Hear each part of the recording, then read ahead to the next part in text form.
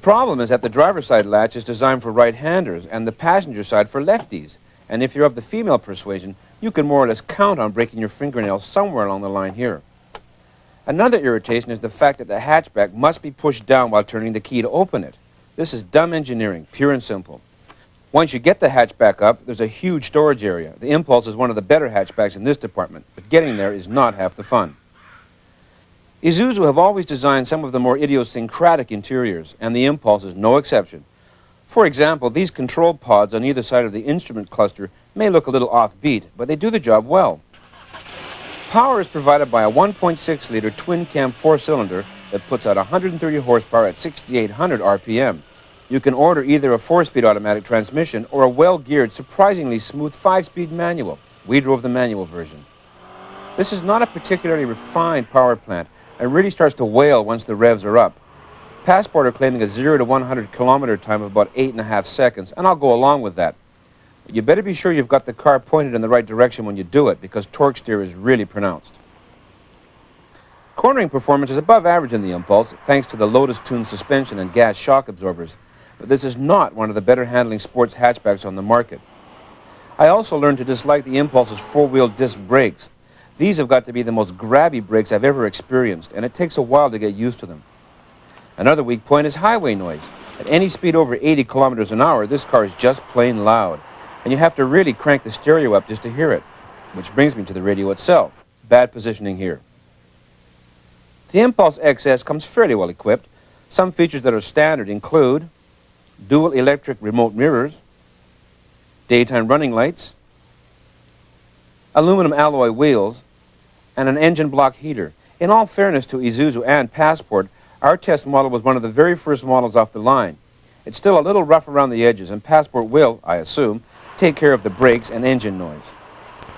The price tag for the Impulse XS is $15,995 to start, going up to $18,475 with all the bells and whistles. As I mentioned, this is a fiercely competitive market segment, and the Impulse will be going head-to-head with the likes of the Acura Integra, Nissan 240SX, Mazda MX-6, Ford Probe, Chev Cavalier Z24, Eagle Talon, Plymouth Laser, and the new Toyota Celica. What we have here, Tony, is a problem in execution. Well, maybe. When I first got into this car, it just didn't fire me up. I wasn't that excited about it. There are so many like it on the market, lots of little sporty hatchbacks. I like Isuzus. They're usually well-made and well-trimmed and so forth, a good range of products. But my thinking was that I'd spend another couple of grand and I'd buy a Probe or a 240SX or something like that, a little bit farther up market. Well, those other cars are going to blow this car out of the water. If Isuzu even have a prayer of competing in this segment, they're going to have to upgrade the quality control of this car substantially. It reminds me, in many ways, of the iMark Lotus suspension iMark we drove last season.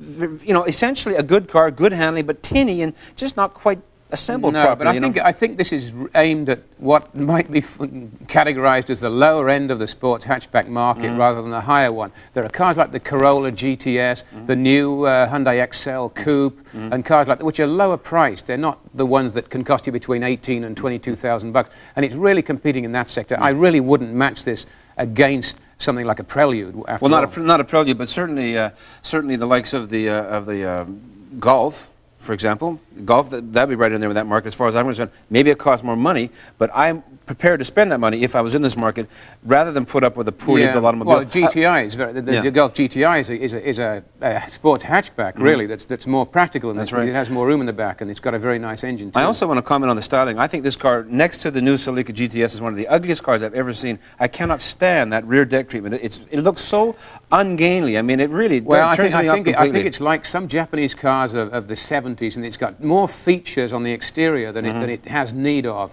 And the old Impulse, strangely, which was never sold in Canada, was a beautiful looking car. It was called the Piazza, I believe, in Europe, was it? Piazza in international good looking markets, car, yeah. You see them around now and again for usually Americans visiting Canada and so forth.